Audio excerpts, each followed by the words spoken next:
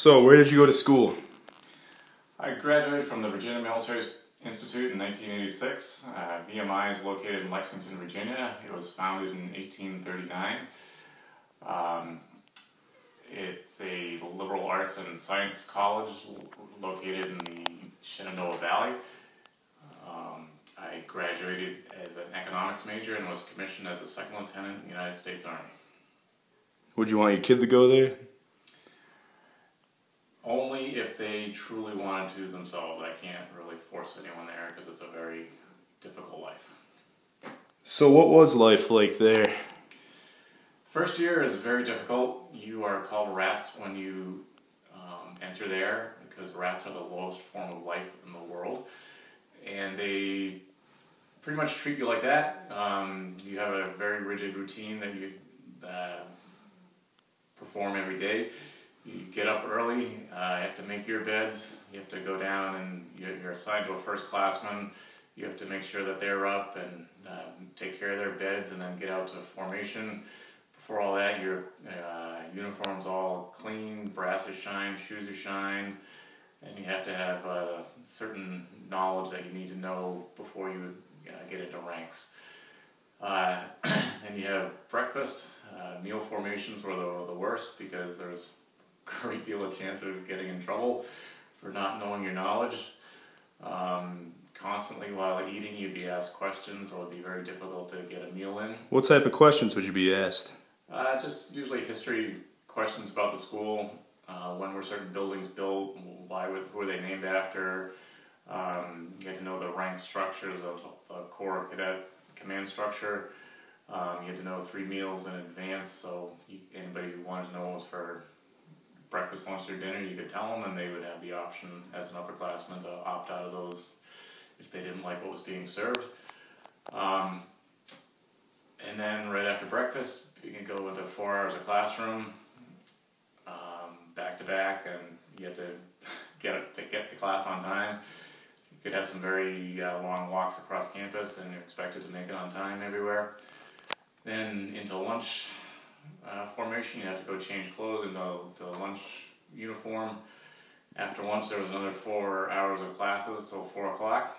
Then you'd have military duty, and as a rat, they sent you out to rat training, where you do a lot of obstacle courses and running and pugil sticks and ranger pits, lots of combat type training, slide for life, etc.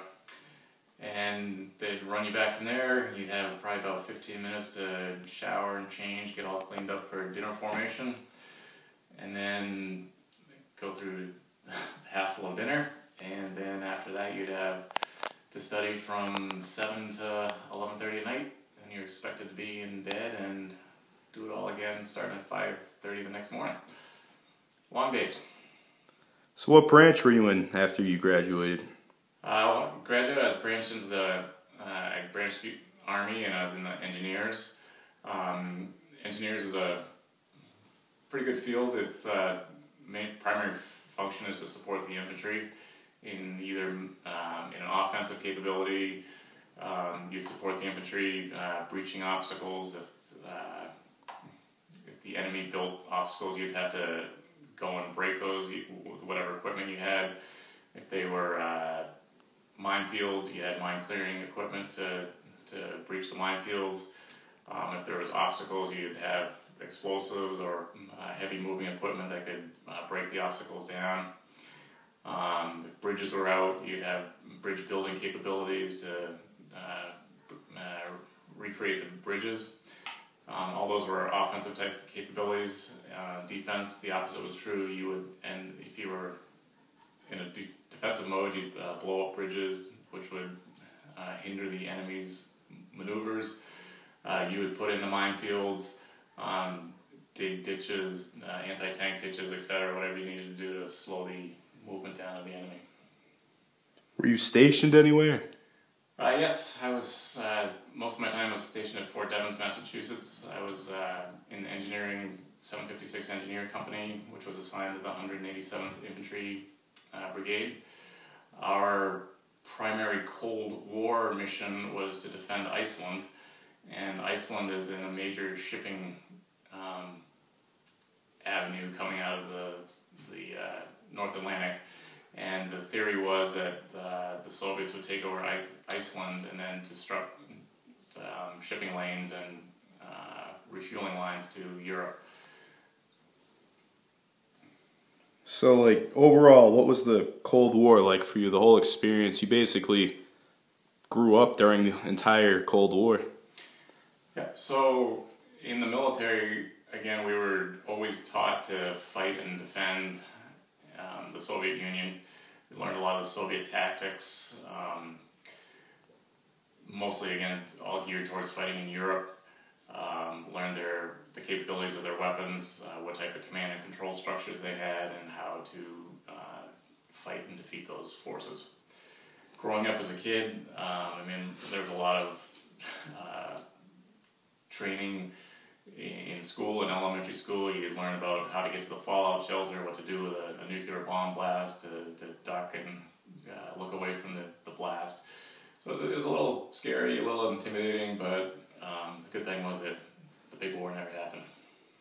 So what was it like at the end of the Cold War for you? There was no, one-day event where it just ended. So it was kind of like, hey, is this really happening? The Berlin Wall came down, and the Eastern Europe started getting their independence. So it was kind of a nice relief to see that the collapses of each country by country, and seeing all the satellite countries of the Soviet Union getting their independence. So it's kind of nice to see that, hey, without firing a shot, we won the war.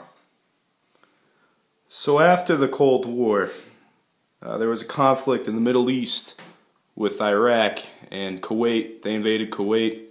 What was it like for you when Bush sent thousands of troops over to Iraq for Operation Desert Storm? It was a very interesting, exciting, scary time. Again, I was in a reserve component unit, and there's a lot of units that we would train next to or with that were getting called up pretty much every week. And I think through Fort Devens, there's 24,000 soldiers that processed through there, and you'd go to your normal weekend drills, and you'd see them getting their trucks painted brown, desert sand color, etc., doing a lot of chemical warfare training because we expected them to use chemical weapons. We did a lot of similar training. We painted all our trucks brown. We were told where we were going to be going, and did a lot of chemical weapons training, which was kind of scary because you're all covered up with your mask, and you're trying to accomplish everyday tasks, all covered up with your mop suit, with your chemical weapon suit. So it was very realistic, very scary, but also very exciting time, thinking that, hey, we're going to have a big part in this war.